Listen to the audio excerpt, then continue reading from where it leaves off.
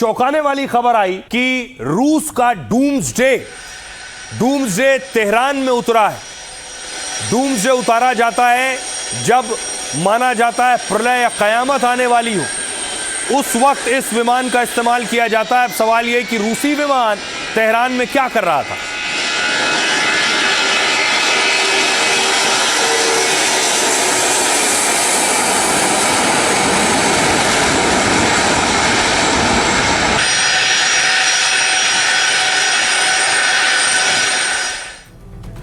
Iran और America के बीच जारी जंग में रूस की एंट्री हो गई है।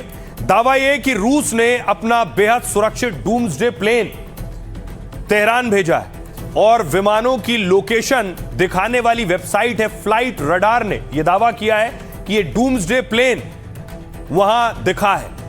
डूम्सडे प्लेन का मतलब कयामत के दिन इस्तेमाल होने वाला विमान होता है। यह प्लेन हर मायने में बहुत खास है। इसमें खास कम्युनिकेशन सिस्टम मौजूद है। दुश्मन जितना भी नेटवर्क बाधित करे, प्लेन से संचार व्यवस्था बनी रहती है। इसे ऐसे डिजाइन किया गया है जिससे परमाणु हमले का भी कम असर पड़े। और खास बात यह है कि यह विमान हवा में रहकर पूरा ऑपरेशन कंट्रोल कर सकता है, जिससे टॉप लीडर किसी भी वक्त मिसाइल लॉन्च का आदेश दे सकते हैं। इसमें स्पेशल डेटा लिंक है, जिससे अगर कभी संकट की स्थिति आती है तो भी रूस के टॉप लीडर उड़ान के दौरान सेना और सरकार संभाल सकते हैं।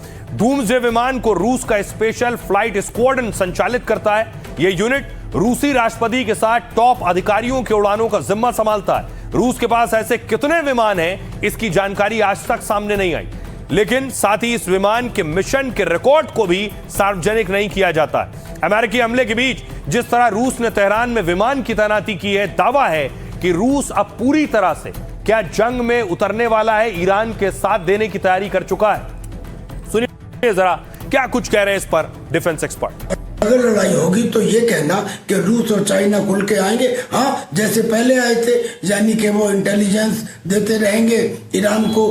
चाइना ऑलरेडी सॉलिड फ्यूल बनाने के लिए प्लानिटरी मिक्सर दे चुका है ईरान को, और रशिया MIRV टेक्निक दे चुका है, यानी कि एक ही मिसाइल में कई वारहेड लगाने की टेक्निक। इतना ही, बस, इससे ज्यादा नहीं। उधार की ताकत समय पर काम नहीं आती। आने वाले समय में मुझे लगता है कि अगर ये युद्ध होता है तो ईरान को कल्पना से भी अधिक नुकसान पहुंचेगा। ईरान ने नई हिटलिस्ट बनाई है। ईरान की हिटलिस्ट में 13 टारगेट कौन से हैं, उससे पहले देखिए जरा अमेरिका ने ईरान पर अटैक किया। ये अमेरिका की तरफ से जारी की गई तस्वीरें।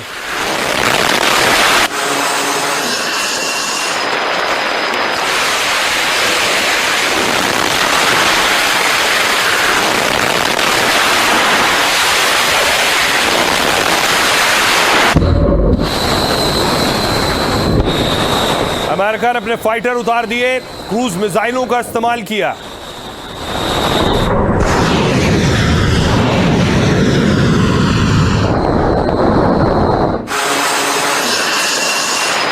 अमेरिका के हमले के बाद ईरान में जो मिसाइल हमले हुए हैं वो देखिए जरा। ईरान का बंदर अब्बास पर अमेरिकी मिसाइल गिरी है।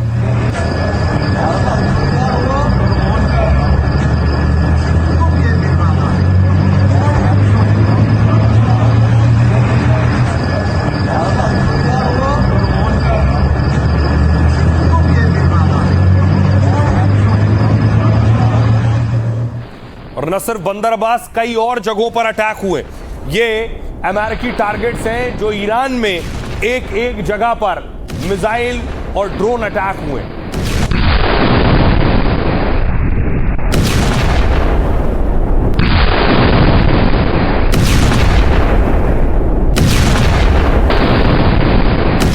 तो जवाब में देखिए ईरान ने मिसाइल पर पोस्टर चिपकाए हैं, अमेरिका को लूजर बताया है और अमेरिका में ट्रंप का हाथ आया है, खून से सना हुआ, और फिर मिसाइलें दागी हैं।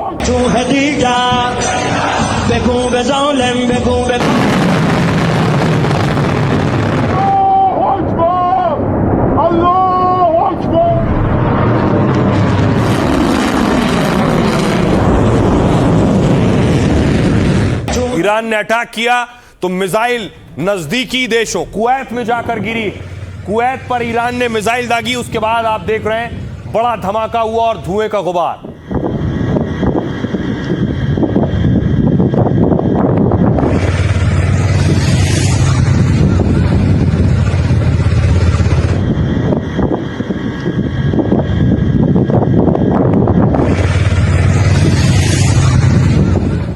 उसके बाद ईरान ने कद्र मिसाइल का इस्तेमाल किया है।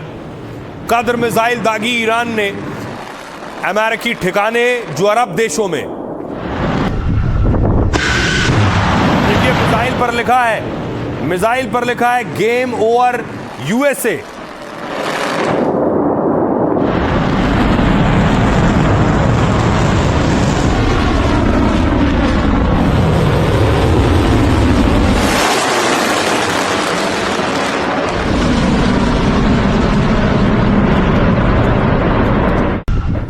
न सिर्फ मिसाइल बल्कि ईरान ने आज भी ड्रोन अटैक किए।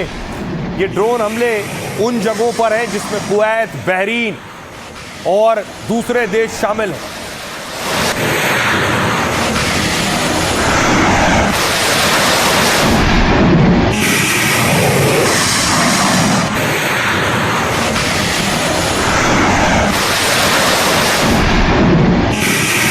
और दावा है कि ईरान ने बाकायदा नेताओं की हिटलिस्ट तैयार कर ली है। कौन कौन से नेता दुनिया के उनके टारगेट पर हैं। अमेरिका ईरान पर ताबड़तोड़ हमले कर रहा है, लेकिन इसी बीच ईरान से आए एक हिटलिस्ट ने सबको चौंका दिया है। ट्रंप, नेतन्याहू, मैक्रो से लेकर मेलोनी तक इस लिस्ट में टॉप 13 लोगों के नाम हैं।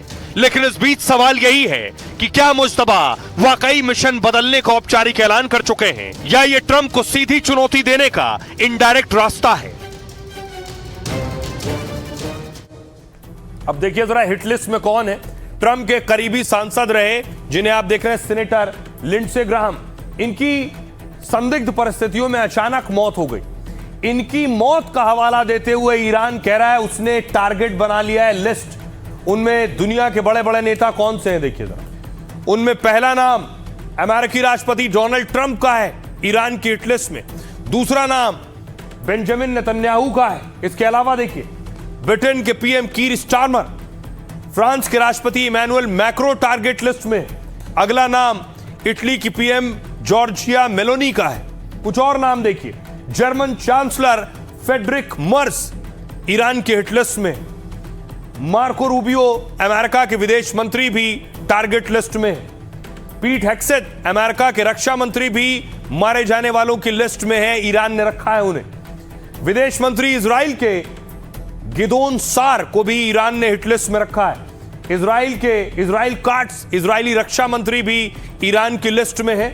और इमाल जमीर जो कि चीफ है इजरायली डिफेंस फोर्स के, वो भी हिट लिस्ट में है। दो और नाम, माइकल एरिक कुरेला कमांडर है अमेरिकी सेंट्रल कमांड के, वो ईरानी लिस्ट में है। और माइकल हकाबी इजराइल में अमेरिकी राजदूत है। ये 13 नाम हैं जिन 13 नामों को हिट लिस्ट में ईरान ने रखा है। अब देखिए जरा ये 13 नामों की हिट लिस्ट बनाई किसने है और आखिर उसकी कितनी वैल्यू है, ये मैं आपको बताता हूं। कुछ दिन पहले ईरानी सुप्रीम लीडर ने बदला लेने का ऐलान किया था। उन्होंने कहा था कि बदला लेना देश की इच्छा है, इसे हर हाल में पूरा करना चाहिए। अब एक ईरानी अखबार ने 13 ताकतवर हस्तियों की लिस्ट तैयार की है। ईरानी अखबार का नाम है हमशहरी। हमशहरी की स्किल लिस्ट की चारों तरफ चर्चा है क्योंकि खबर की हेडलाइन है अचानक मौत के लिए तैयार रहें। इसमें अमेरिकी राष्ट्रपति ट्रंप, इजरायली पीएम नेतन्याहू का नाम है। इसके साथ ही इटली की पीएम मेलोनी समेत यूरोपीय देशों के नेताओं के नाम है। साथ में लिखा है ये अपराधी जिनके नाम लिस्ट में मौजूद हैं अपने साथ शांति से बिस्तर पर मरने की इच्छा को कब्र में ले जाएंगे। यह लिस्ट तब छपी जब अमेरिकी राष्ट्रपति डोनाल्ड ट्रंप के करीबी सांसद की मौत हुई। दावा यह कि ट्रंप के सांसद लिंडसे ग्राहम की मौत अचानक बीमारी से हो गई, लेकिन कई विपक्षी गुट इसके पीछे ईरान की साजिश बता रहे हैं। ईरानी अखबार में हिटलिस्ट के साथ लिंडसे ग्राहम की मौत का भी जिक्र है।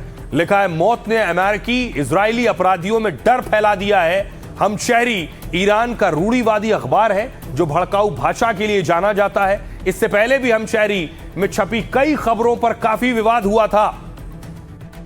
सुनिए जरा ईरान के विदेश मंत्री क्या कह रहे हैं और नेतन्याहू क्या कह रहे हैं। होर्मुज में जो कुछ भी हाल की घटनाएं हुई हैं, उसके लिए अमेरिका जिम्मेदार है। अमेरिका ने एमओयू में 14 शर्तों को धीरे धीरे खत्म कर दिया है। जो कुछ भी बिगड़ा है उसके लिए अमेरिका जिम्मेदार है। In Iran, it's celebrated. Israel में मातम है, ईरान में जश्न मनाया जा रहा है, क्योंकि लिंडसे ने कभी भी अच्छे और बुरे के बीच कोई भ्रम नहीं रखा। उन्हें अच्छी तरह पता था कि ईरान सरकार कैसी है। उनका मानना था कि यह न सिर्फ इसराइल और मध्य पूर्व में अमेरिका के सहयोगियों के लिए, बल्कि खुद अमेरिका के लिए भी एक बड़ा खतरा है, और वो कभी भी अपने रुख से नहीं डिगे। उनकी सोच बहुत साफ थी, उनमें स्पष्टता और हिम्मत थी। तो मिडिल ईस्ट में अरब मुल्कों में जंग के कई मोर्चे खुले हुए। एक तस्वीर और आई, सऊदी अरब ने यमन पर अटैक किया। हूतियों पर सऊदी ने हमला किया अपने वॉर प्लेन से।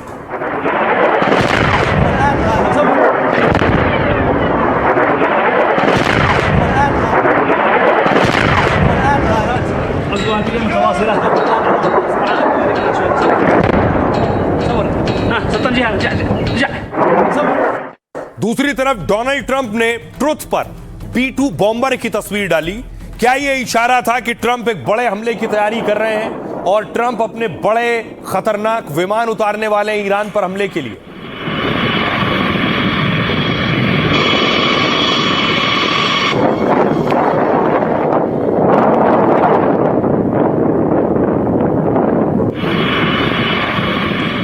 दूसरी तरफ एक चौंकाने वाली खबर आई कि रूस का डूम्सडे तेहरान में उतरा है।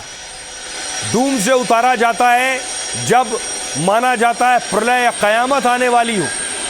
उस वक्त इस विमान का इस्तेमाल किया जाता है। अब सवाल यह कि रूसी विमान तेहरान में क्या कर रहा था?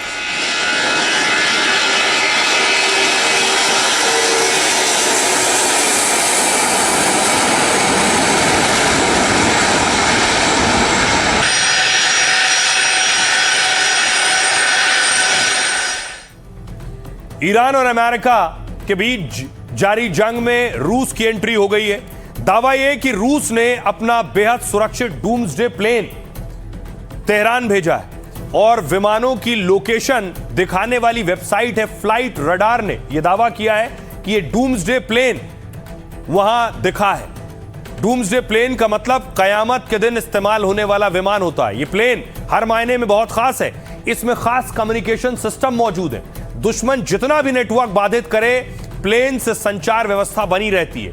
इसे ऐसे डिजाइन किया गया है जिससे परमाणु हमले का भी कम असर पड़े। और खास बात यह है कि यह विमान हवा में रहकर पूरा ऑपरेशन कंट्रोल कर सकता है, जिससे टॉप लीडर किसी भी वक्त मिसाइल लॉन्च का आदेश दे सकते हैं। इसमें स्पेशल डेटा लिंक है, जिससे अगर कभी संकट की स्थिति आती है तो भी रूस के टॉप लीडर उड़ान के दौरान सेना और सरकार संभाल सकते हैं। डूम्सडे विमान को रूस का स्पेशल फ्लाइट स्क्वाड्रन संचालित करता है। यह यूनिट रूसी राष्ट्रपति के साथ टॉप अधिकारियों के उड़ानों का जिम्मा संभालता है। रूस के पास ऐसे कितने विमान हैं, इसकी जानकारी आज तक सामने नहीं आई, लेकिन साथ ही इस विमान के मिशन के रिकॉर्ड को भी सार्वजनिक नहीं किया जाता है। अमेरिकी हमले के बीच जिस तरह रूस ने तेहरान में विमान की तैनाती की है, दावा है कि रूस अब पूरी तरह से क्या जंग में उतरने वाला है, ईरान के साथ देने की तैयारी कर चुका है। सुनिए जरा क्या कुछ कह रहे हैं इस पर डिफेंस एक्सपर्ट। अगर लड़ाई होगी तो ये कहना कि रूस और चाइना खुल के आएंगे, हाँ जैसे पहले आए थे, यानी कि वो इंटेलिजेंस देते रहेंगे ईरान को। चाइना ऑलरेडी सॉलिड फ्यूल बनाने के लिए प्लानिटरी मिक्सर दे चुका है ईरान को, और रशिया MIRV टेक्निक दे चुका है, यानी कि एक ही मिसाइल में कई वारहेड लगाने की टेक्निक। इतना ही, बस, इससे ज्यादा नहीं। उधार की ताकत समय पर काम नहीं आती। आने वाले समय में मुझे लगता है कि अगर ये युद्ध होता है तो ईरान को कल्पना से भी अधिक नुकसान पहुंचेगा। और देखिए, इस बीच बड़ी खबर आ गई है। बड़ी खबर अमेरिका ईरान के बीच जारी तनाव से जुड़ी है। अमेरिका ने पहली बार समुद्र से ड्रोन हमला कर दिया है। ईरान को बड़ा झटका दिया है। सेंटकॉम के मुताबिक एक तरफ से उसके वन वे अटैक ड्रोन ने ईरान के सबमरीन और शिप मेंटेनेंस फैसिलिटी को निशाना बनाया है, वहीं दूसरी तरफ कॉर्सेयर, ये तस्वीरें देख रहे हैं, ये जो तस्वीरें हैं ये बता रही हैं कि किस तरह से अटैक किया गया है, और ड्रोन से अटैक किया गया है, समंदर से अटैक किया गया है।